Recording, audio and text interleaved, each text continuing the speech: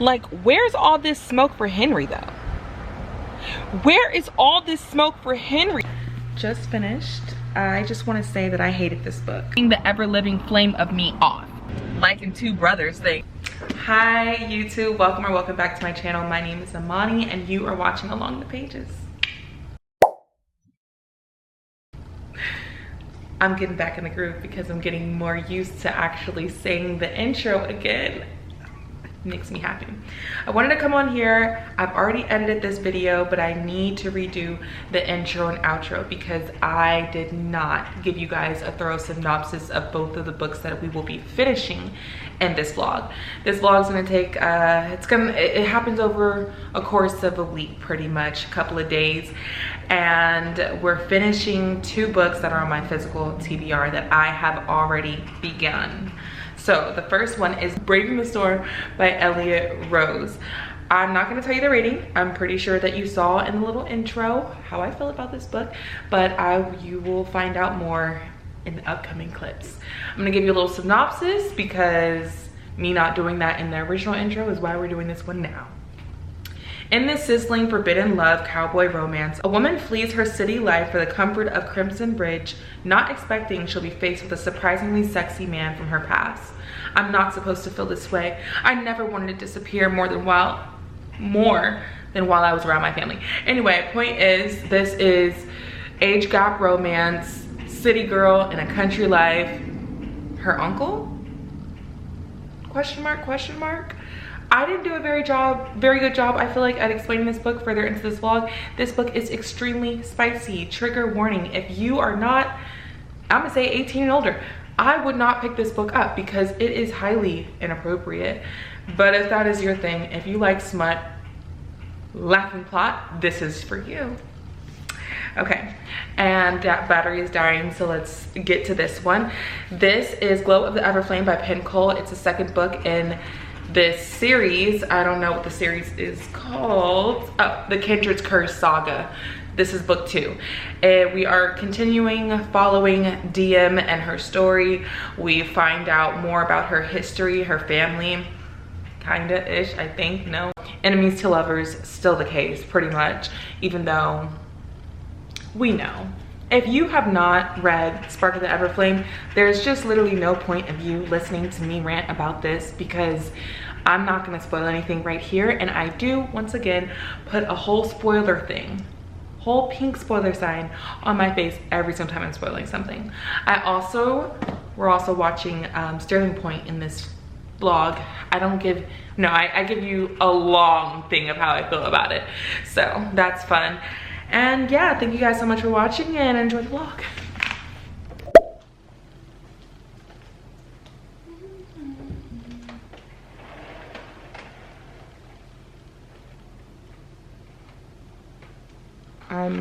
Might as well just say like halfway through.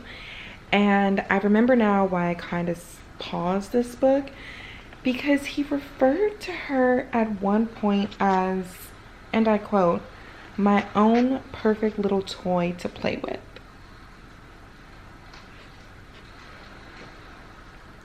Toy. It's one thing to be having fun and, like, you know, I understand there's different preferences. The word I really want to use is K-I-N-K, right? There's different forms of that plural. But the whole toy thing, you calling me your toy as in your property to do whatever you wish with, although she has given her consent, it still is just weird to me. Because in his monologue, also, I don't know if I mentioned, this book is dual point of view. So in his inner monologue, he is so enamored by her, yearning. But then when he opens up his mouth, or sometimes now when he thinks and it's in a sexual manner, it's so like deprivating. Like, I don't know. But I'm gonna keep reading because I only have this much left and I really just want to finish this book today.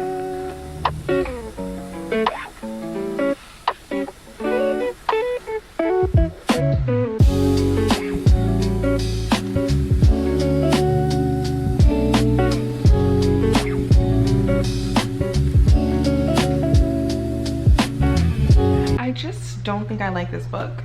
Like, I'm gonna keep reading, but if I get to like here and I'm like, I'm still not liking it, I may just end up DNFing it. And that's a shame because I'm not a DNFer. I've only DNF'd probably about 2, maybe 3 books ever, and it's because I'm the type of person, when I start something, I just feel like I just need to see it through. And I understand that's so terrible, because if I'm not enjoying it, and I love reading, I'm now forcing myself to read something just to say I read it. But it's like, I want to finish it, I want to see where it goes, but I just don't know. I feel like these characters are not very fleshed out. The FMC, the MMC, it's just very surface level. They allude to a lot of things. Clearly she's gone through some things in her past, he's gone through some things in his past. We're not touching on any of that. He's not asking any deep questions that like even give the vibe that he's as in like enthralled with her as he's making it seem. And she's not really digging deep with him either. It's just so, everything is so sexual. And like I mean, it's a smut book. I'm sure if I looked it up, it may just be categorized as smut. But I thought this was a romance with a side of smut. Just finished. I just want to say that I hated this book. If I could give it 0 stars, I would. But instead, I'll just give it 1. I think this book, I'm sorry. Like, I have never spoken. No, the only other time that I've spoken terribly about a book was The 1,000th Floor, because I had such high hopes and I did not like the way that they described the only black girl in that book. Like I said, this is an interconnected series, so this is, I believe, I wonder if they have the other books back here so I can see. They don't. This is like the 4th book in the series, and I can tell that it's interconnected because, I mean, not that I can tell, but knowing that it's interconnected, I do pay more attention to the friendships in the book, because to me that's going to be the other couples. Like, I can see her leading up to the next story. I can see where the other, like the couple that's happy together, I'm sure their book has already happened. I did not care about the friendships in this book. They were not fleshed out, which is fine. I'm not too bothered if the side characters aren't fleshed out, so long as the main characters are. And I just feel like it was so much time spent on the sexual activity in this book that, and because the actual conversations between the love interest was lacking so bad. Start the book off, she's running from something. We don't know what she's running from. There was only like a few scenes where we got to be like, get like a little bit more. Then the last quarter of the book is entirely rushed. She, like, when the plot actually happens, when they stop having sex and they stop, like, now it's like the whole beginning part of this book was meant for you to see how they are just undeniably attracted to each other and they cannot keep their hands off of each other, and that she wants to be sexually his property.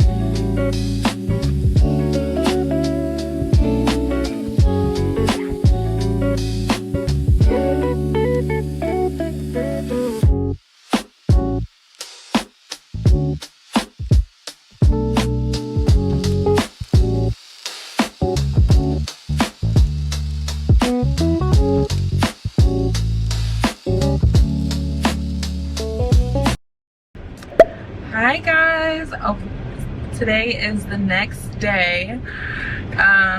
The last time that I spoke to you guys, I was watching Stirling Point. Oh my gosh, let me tell you. So for one, I'm like that friend that is obsessed, just in general, I'm obsessed with movies and TV shows and books. Like, that is my thing. I don't care, like TV shows, movies, that is a part of my passion along with books. And my friends just don't be as serious about it as I be.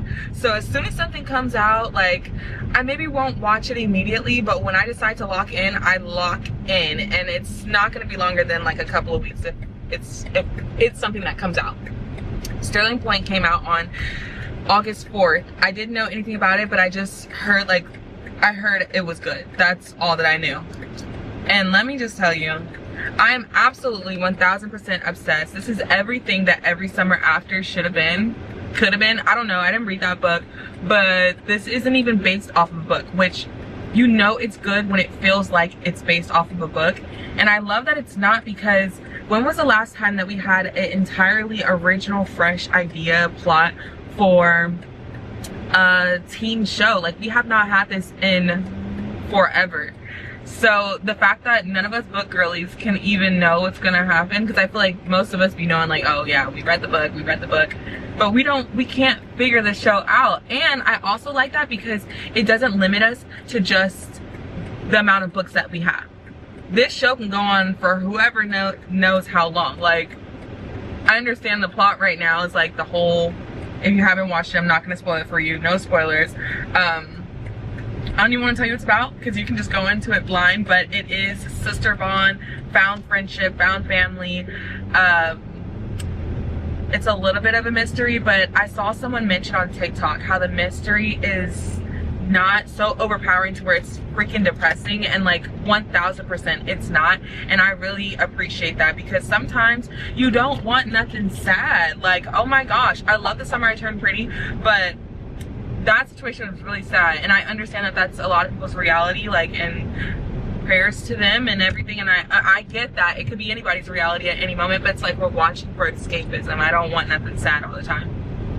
So I love that this is like, it has its sad moments, but they do not overpower the acting. The acting is done so well. The characters are so fleshed out. They feel so real. Like, you just feel like you're watching someone's, not, I don't want to say blog, but it's so good. And here's the tea, right? So I just explained to you that my family, my friends, like, they don't really get into shows like I do. So I'm always like, please just watch, catch up.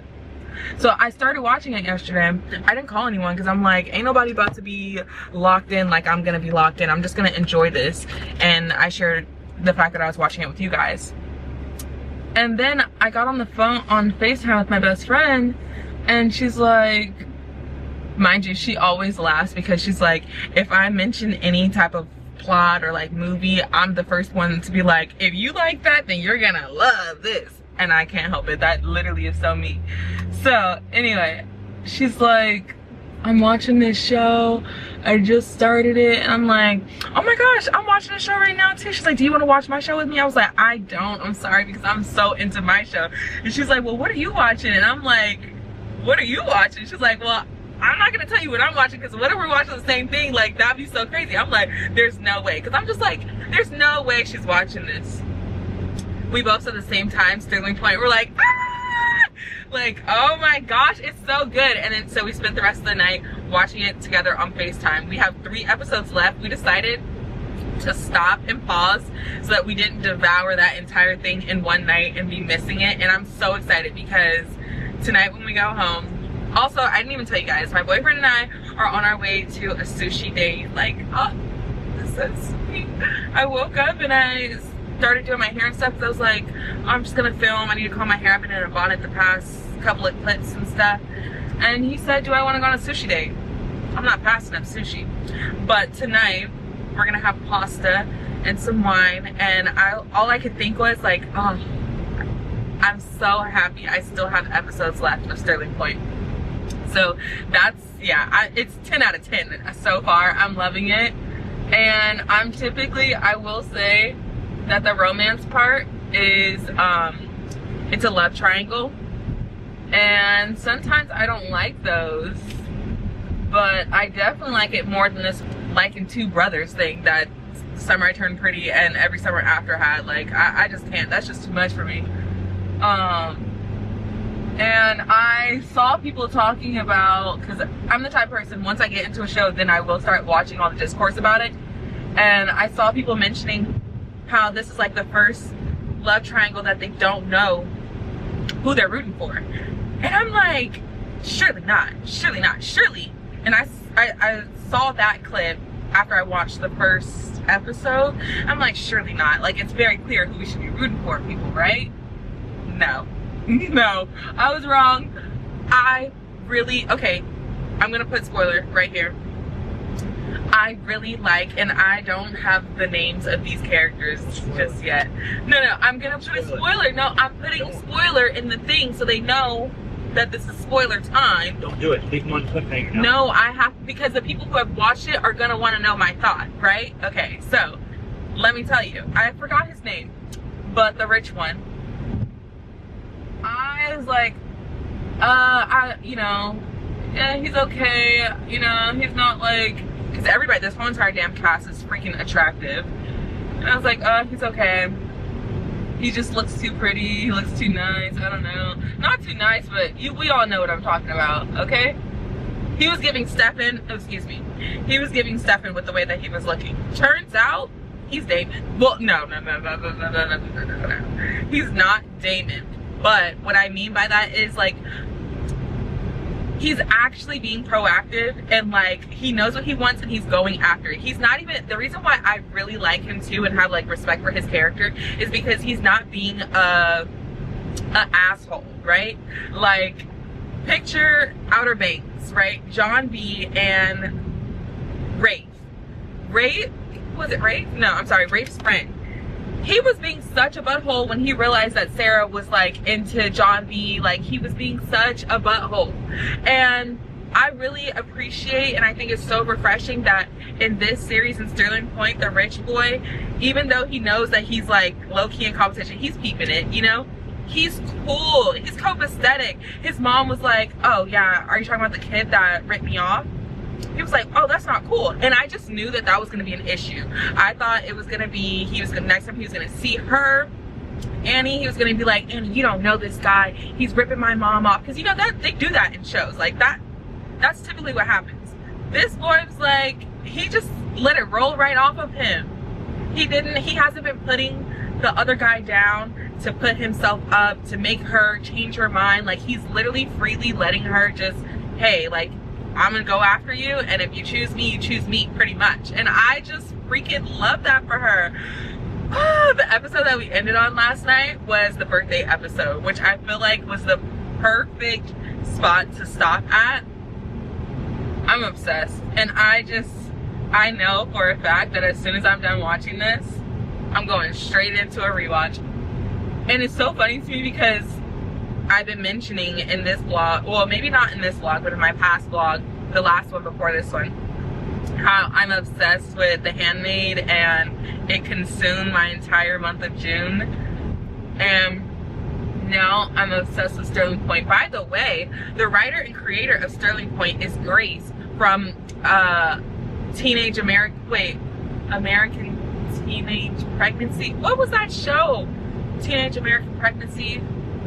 Something like that. Anyway, the OGs, we know. This is like during the Degrassi era. Those two shows were on. That came on the ABC Family, and she was great. She was the crazy, well, she wasn't crazy, but if you know, you know. She's the one who created the show. And I also saw that some people, some of the creators in the show are from Gossip Girl, which forever a Waldorf, okay? So I'm just so happy. Like, things like this bring me so much joy. Welcome back. It's the next day. Yeah, I'm not proud. I actually just got back from the gym. I did work for my day, and now I just made a fresh coffee. Look at this beautiful cup that I got when I was in Minnesota from Caribou. This is actually Caribou coffee because I bought the grounds, and I have hazelnut in this with a little bit of sugar-free vanilla.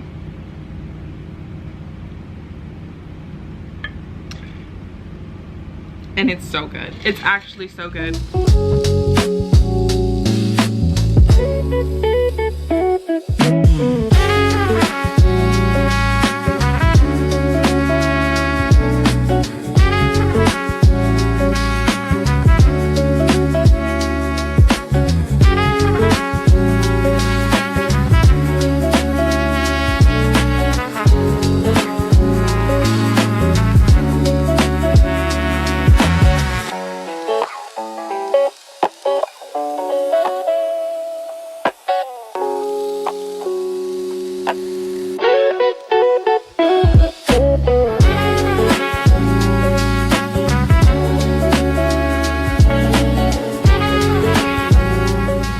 Okay, so we need to talk. We need to talk. I'm currently 75% in chapter 36 of Glow of the Everflame. If I did not mention that earlier, I am currently reading Glow of the Everflame. Is this lighting okay? Let me tell you guys, if you have not read Spark of the Everflame, let me give you a brief thing. I think I kind of went over this in a previous clip. I'm gonna see. If not, I'm gonna insert it here.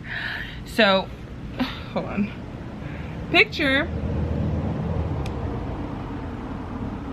two species, humans and the descendant. Descendants were blessed by Mother Lumos, okay? The goddess Lumos.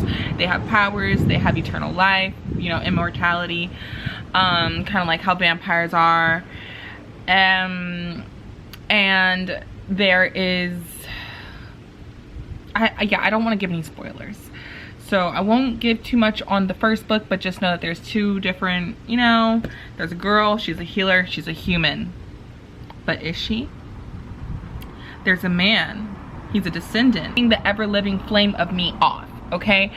This book was a filler book. Absolute filler book. Like, the first book ended on a cliffhanger, right? This is where we're getting into spoilers, so if you don't know, just, yeah. The first book was a filler book. The first book was very good, right? It ended with her having the crown of Lumos on her head. She is now the new queen. Clearly she has magic. We already knew she had magic. So this entire book, 75% in, she is trying to figure out why have you not taken this serious enough? You're ignoring the godhood voice in your head. You're ignoring it, and now you're mad because you can't conjure it, but you're not really mad because you've honestly given up on life. You've given up, you're waiting for the challenging to just kill yourself off, and honestly it's very selfish because while she's given up, her newfound family has not, okay? Her potential man has not, and her brother, her actual family, has not given up on her. And yet she has so clearly, irrecoverably given up on herself, on everything. And it's like everything that they're doing is in vain because she just can't believe in herself or just accept her fate. Did she forget about her mom? Your mom is still alive. Your brother is still alive and he's gonna need you. So it's like, lock the fuck in. Yes, you're locking your emotions down. I don't know what it's like to go through the type of grief that she's going through. You know, I don't even like to think about things like that. Like, it's very heartbreaking. So I can't say, you know, at the end of the day, this is a book. This is a book. And I understand that it is supposed to reflect some things, real life, and I get that. But it's like, this should make you fight harder. It should make you fight harder. This has given you the biggest reason to learn your power, to master your power, and to seek vengeance. I need that. I don't need this girl who's just like, this is the thing. Let's get on the topic of her betrothed that she keeps telling everyone, well, I'm betrothed, I'm betrothed, I'm betrothed. Girl, babe, this man is using you. You've admitted it to yourself. Everyone has told you. Taryn is literally pulling every string out that he can to get you to understand. This man is literally using you. He literally said, Taryn told you, which you already know is the truth because you were there and you experienced it, that your betrothed didn't even show up to your own father's funeral. The father that actually knew this man. This man grew up with you, met your father, and he couldn't even have the decency to show up to his funeral on time.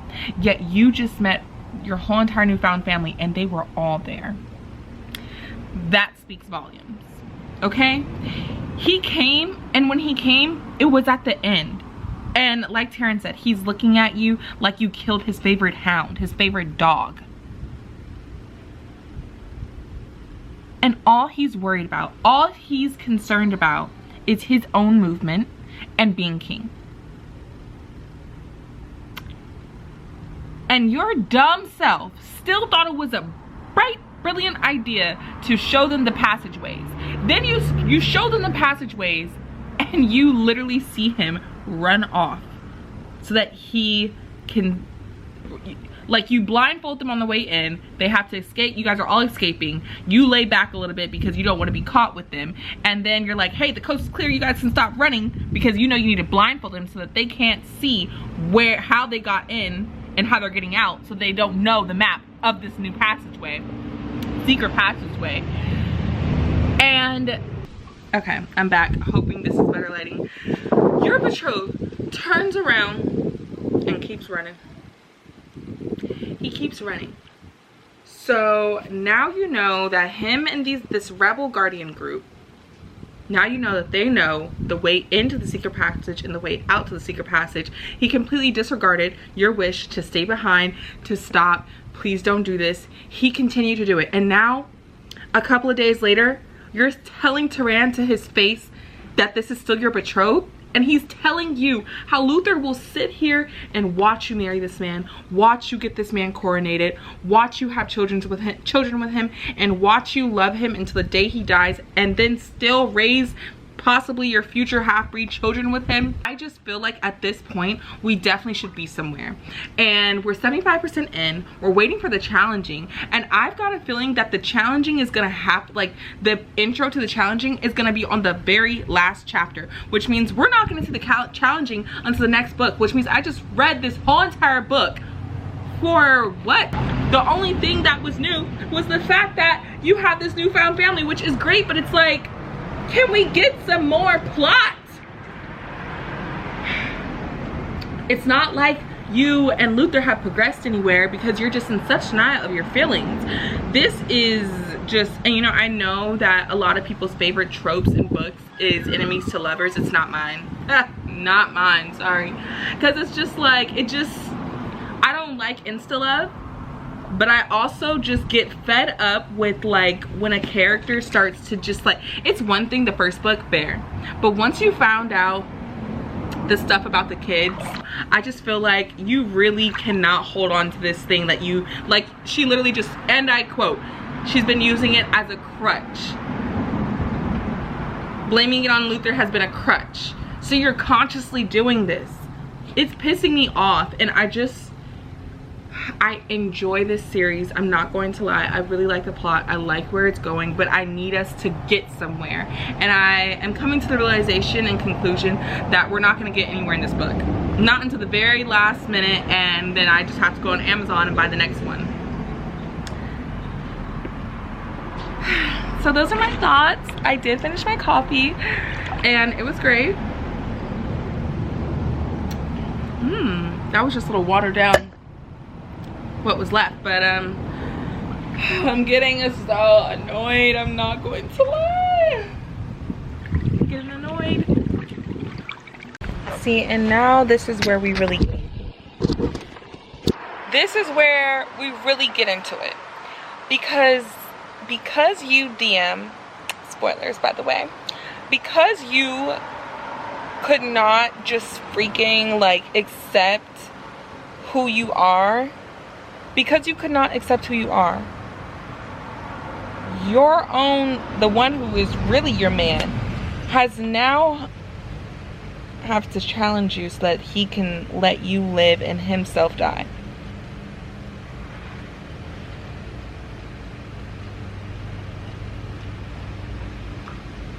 I don't like where this book is going. Like, where's all this smoke for Henry though? Where is all this smoke for Henry? She refuses to give Henry any of this smoke, but just piles it on and piles it on and piles it on for Luther. Like, Luther, you know what? You actually deserve better than her. Okay, we're back. So thank you guys so much for sitting through this entire long vlog. As I'm recording this, I realized that what I've edited is already 30 minutes, and that's not including this intro and outro that I'm now filming for you. That's crazy. So I'm gonna have to figure that out. And I know I owe that all to Sterling Point because I am obsessed. And if you're not obsessed, it's just because you haven't watched it yet. I refuse to believe anything other than that. This book firmly gets a 1 star from me. Actually, on Fable, I think I rated it like 0.29 or something like that. Whatever it was lowest is what it got for me. I understand this is some people's SHIT, It's just not for me. I'm not gonna yuck someone's yum. I'm working on that. This, 4 out of 5 stars. I just really enjoy the story. It's hard for me to give it anything less than 4 stars because I really like this world. I do like these characters. DM just needed to really remember who she was.